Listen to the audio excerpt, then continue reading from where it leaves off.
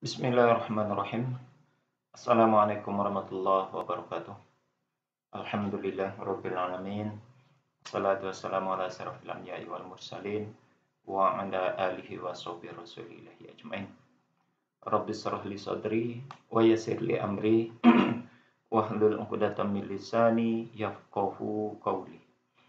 Alhamdulillah, puji syukur kita ucapkan kehadirat Allah Subhanahu wa taala.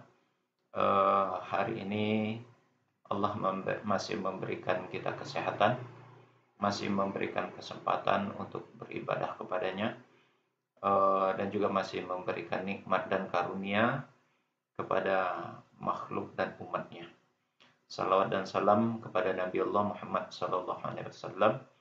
Allahumma shalli ala Muhammad wa ala ali Muhammad. Uswatun hasanah, contoh suri tauladan hidup buat seluruh umat manusia.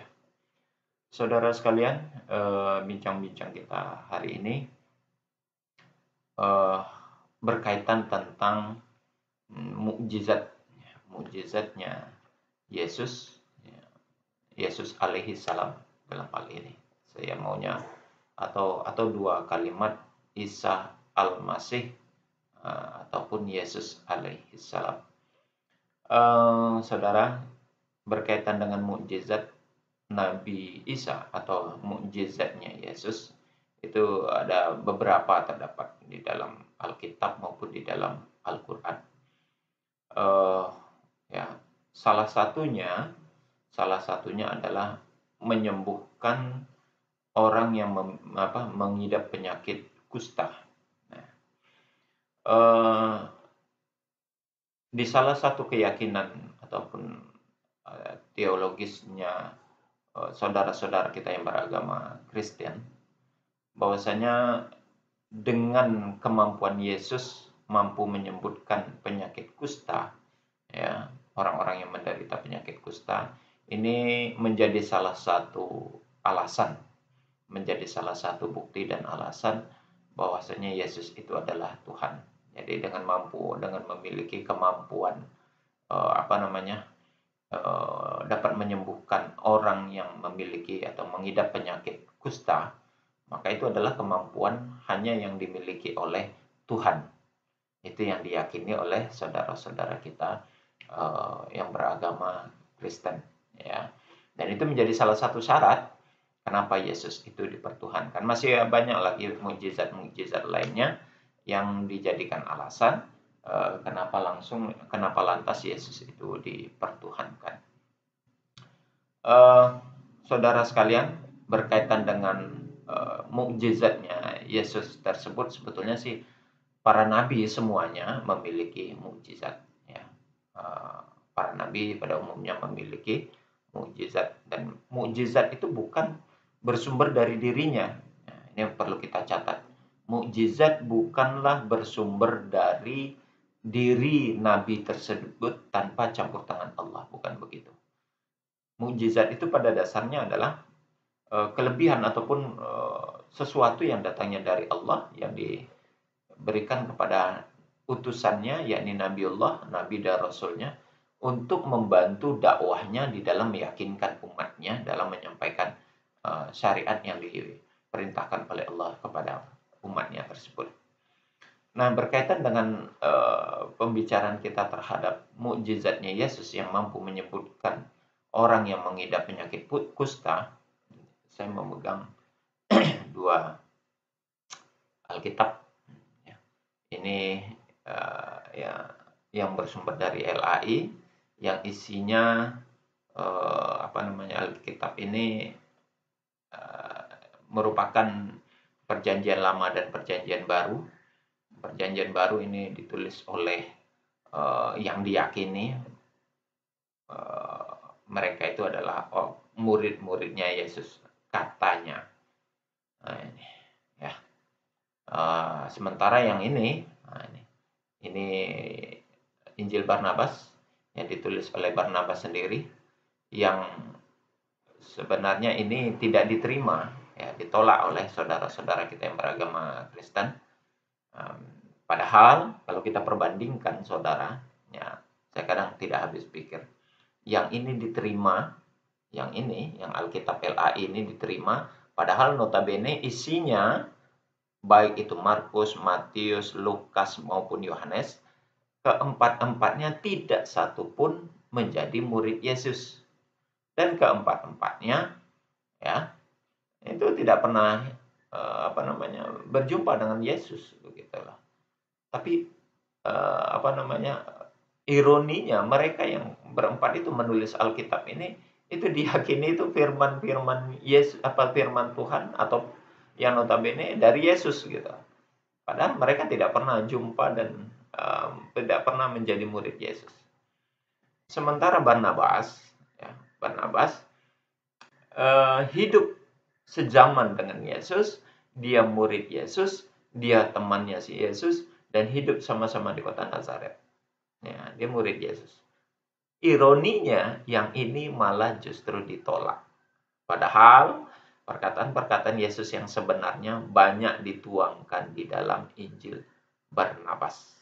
Ya, ini saya nggak tahu kenapa Injil ini ditolak oleh saudara-saudara kita yang beragama Kristen dengan memfitnah Barnabas sebagai nabi palsu lah, apalagi ya dia pembohong lah dan segala macam lah, banyak kalau kita mendengarkan alasan-alasan dari saudara-saudara kita yang beragama Kristen tidak mau menerima Injil Barnabas. Tidak mengapa, saya tidak mengambil pusing dan tidak memaksakan saudara mau percaya atau tidak, mau menerima atau menolak Injil Barnabas ini urusan masing-masing.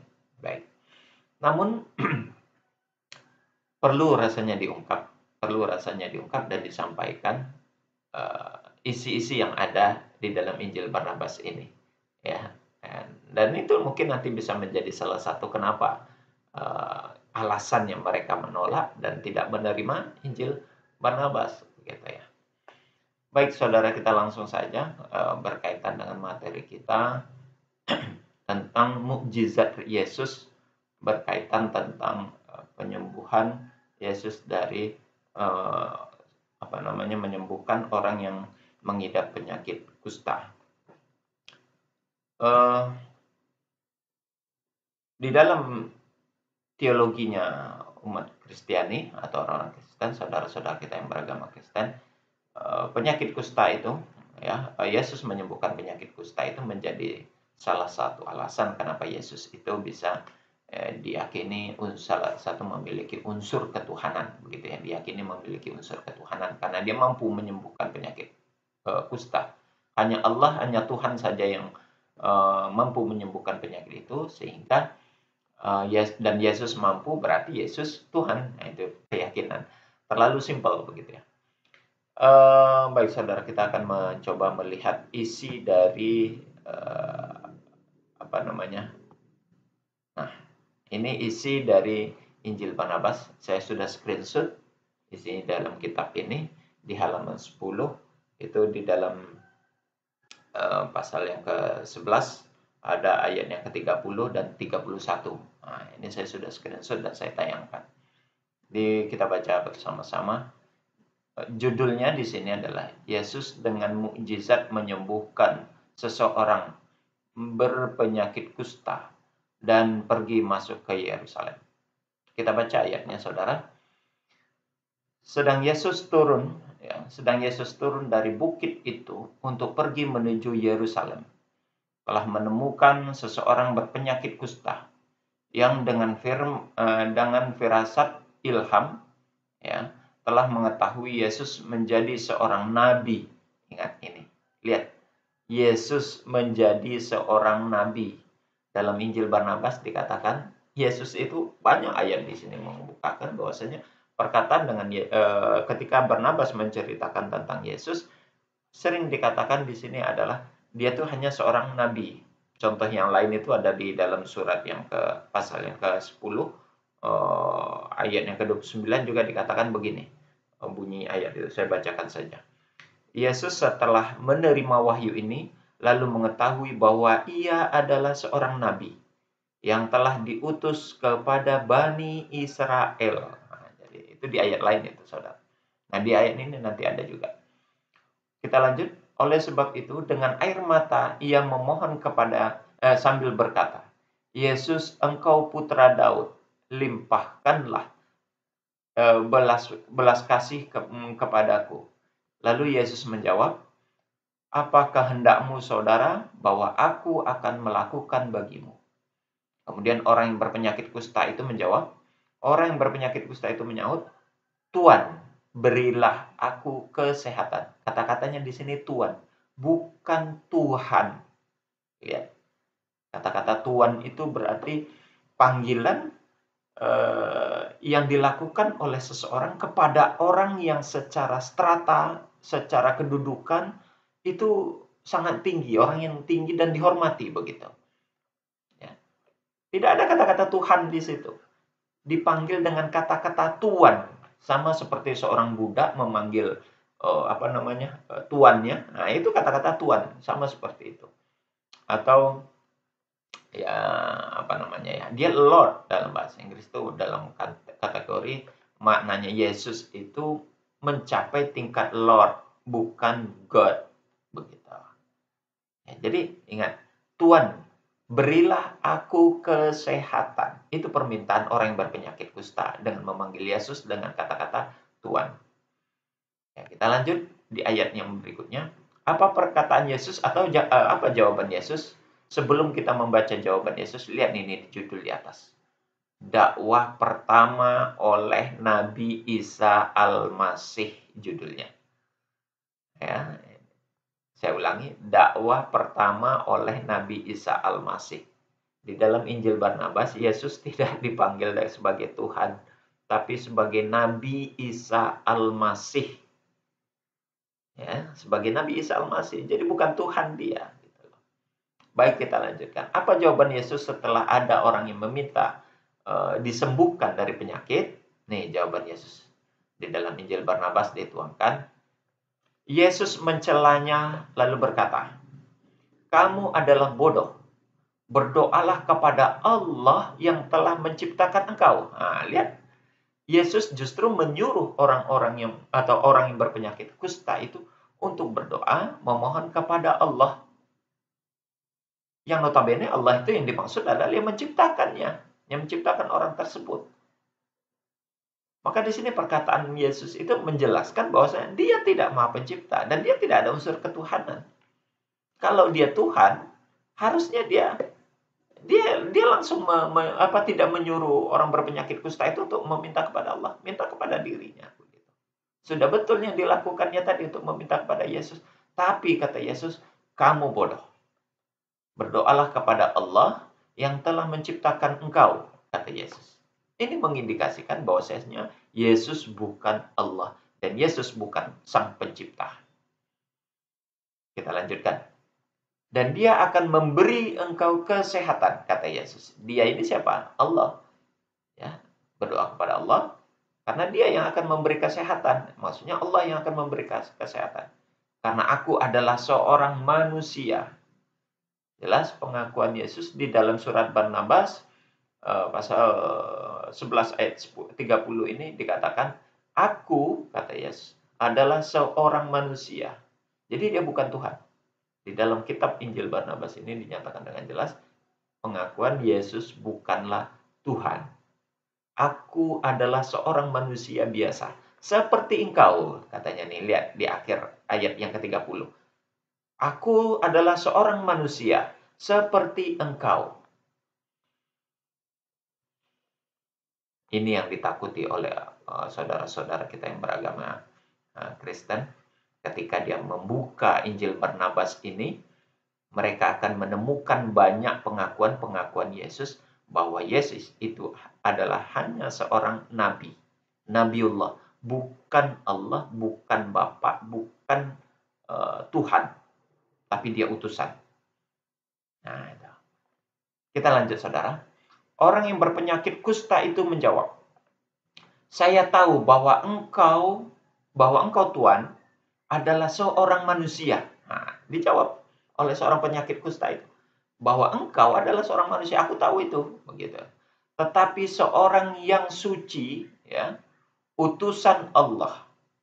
Nah, Seorang penyakit kusta itu tahu kalau Yesus itu adalah manusia biasa, manusia, tapi dia manusia yang suci. Kenapa dia manusia suci? Karena dia adalah utusan Allah, Nabiullah, Rasul Allah. Itu dijawab oleh orang yang berpenyakit kusta tadi. Oleh sebab itu, mohon engkau doakanlah kepada Allah. Jadi, orang penyakit kusta itu meminta bantuan kepada Yesus agar Yesus memohon kepada Allah atau berdoa kepada Allah untuk kesembuhan orang yang mengidap penyakit kusta tadi. Dan semoga dia berkenan memberikan daku kesehatan. Ketika setelah selesai mengucapkan itu, mengucapkan ini, dia berkata sambil menyentuh orang yang sakit itu. Jadi Yesus sambil memegang orang yang berpenyakit kusta tadi dengan tangannya. Nah, kata Yesus, dengan nama Allah, lihat ini. Dengan nama Allah. Nih, dengan nama Allah. Jadi Yesus menyembuhkan orang yang berpenyakit kusta itu dengan menyebut nama Allah. Bismillah kalau bahasa Arabnya itu. Dengan mengutarakan, dengan mengucapkan kata-kata bismillah, dengan menyebut nama Allah, oh saudara, terimalah kesehatan engkau. Nah, jadi itu adalah kelebihan yang Allah berikan kepada Yesus, gitu ya. Dan ketika dia selesai mengucapkan ini, penyakit kusta itu telah bersih. Akhirnya bahwa daging dari penyakit kusta itu tidak lenyap padanya, ya, pada jasadnya, sehingga seperti seorang kanak-kanak. Jadi bersih tanpa ada bekas dari penyakit kusta itu. Penglihatannya seperti itu bahwa ia telah sembuh.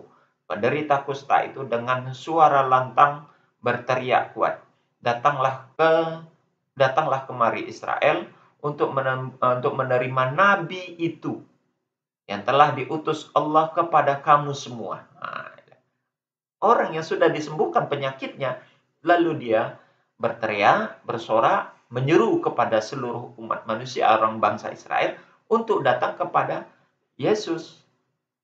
Karena Yesus adalah utusan Allah dan Nabi Allah. Itu dinyatakan oleh orang yang berpenyakit kusta itu. Nih, ya. Menerima Nabi itu yang telah diutus oleh Allah kepada kamu semua. Kamu ini adalah orang-orang Israel nih. Nah, Yesus menerima kepadanya sambil berkata, saudara, kuasailah ketenangan engkau dan janganlah berbicara sesuatu. Tetapi selagi dia bermohon kepadanya malah ia berteriak kuat berseru. Perhatikanlah nabi itu, perhatikanlah orang suci utusan Allah itu. Saudara sekalian, intinya apa yang dituangkan oleh Yesus, oleh Barnabas berkaitan tentang kisah Yesus menyembuhkan orang-orang yang berpenyakit kusta, dengan jelas di sini tidak tidak menegaskan bahwasanya Yesus itu adalah seorang Tuhan, ya, atau sosok Tuhan begitu. Ayat-ayat tersebut pasal 11 ayat yang ke-30 dan 31 menyatakan dengan jelas banyak hal yang ditegaskan. Pertama, penyembuhan Yesus terhadap seseorang yang mengidap penyakit kusta pada dasarnya hanyalah mukjizat Yesus sebagai seorang nabi atau utusan Allah. Nabiullah atau Rasulullah. Yang kedua, yang menyembuhkan orang yang berpenyakit kusta bukanlah Yesus, tapi Allah melalui tangan Yesus. Karena Yesus telah berdoa kepada Allah, lalu disembuhkan oleh Allah melalui tangan Yesus. Yang ketiga, di situ dengan jelas dan tegas dinyatakan, baik dari Barnabas, baik dari Yesus sendiri, maupun dari orang yang mengidap penyakit kusta itu, pengakuan bahwasanya Yesus adalah seorang nabi, bukan Tuhan. Dan nabinya adalah untuk Bani Israel, kata orang yang mengidap penyakit kusta yang sudah disembuhkan oleh Yesus tadi. Nah, ini mengindikasikan bahwa penegasan-penegasan seperti ini perlu dicerna dan perlu dipahami oleh saudara-saudaraku yang beragama Kristen, bahwasanya Yesus dengan jelas dan tegas. Tidak sedikit pun ada ayat yang menyatakan di dalam kitab Injil Barnabas ini, dia menyatakan dirinya sebagai Tuhan. Bahkan orang yang disembuhkan penyakit kustanya memanggilnya sebagai sebutan Tuan, atau ya Tuan, bukan Tuhan. Tuan dengan Tuhan berbeda. Walaupun ada yang mengatakan sama, saya tidak setuju. Karena Tuhan itu adalah sosok yang memang maha segala-galanya. Sedangkan Tuan itu hanya manusia yang secara strata sosial yang memiliki kedudukan ya agak lebih sedikit saja begitu, sehingga dia dihormati, disanjung dengan panggilan Tuan begitu. Karena Yesus seorang nabi dan seorang yang dihormati, maka dia layak dipanggil Tuan, bukan Tuhan. Lord, bukan God gitu. Itu saudara. Jadi mukjizat Yesus dalam penyembuhan penyakit kusta hanyalah mukjizat sebagai seorang nabi, bukan dia membuktikan bahwasanya dirinya sebagai Tuhan. Sekali lagi, hanya mukjizat sebagai seorang nabi yang diberikan oleh Allah kepadanya, tapi bukan menunjukkan dia sebagai sosok yang pantas untuk dipertuhankan. Demikian saudara untuk bincang-bincang kita hari ini. Semoga ini bermanfaat. Kita tutup dengan kafaratul majelis. Subhanakallahumma wa bihamdika asyhadu an la ilaha illa anta astaghfiruka wa atubu ilaik. Assalamualaikum warahmatullahi wabarakatuh.